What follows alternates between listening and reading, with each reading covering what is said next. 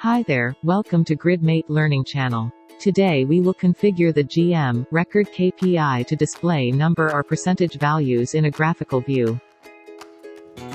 Let's begin our configuration. For that, go to an opportunity.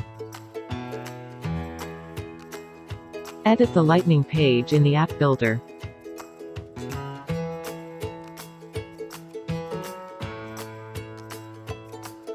Let's create a new tab for our component.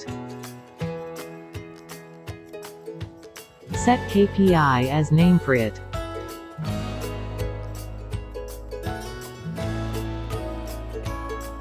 On the left side on Component Explorer, search for GM Record Layout. Drag and drop the component into the KPI tab. For object name, set Opportunity.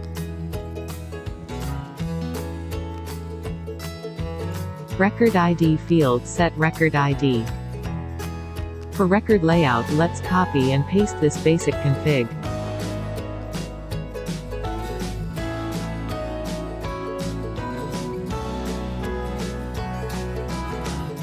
All good. Let's save our work. Click back to see the result.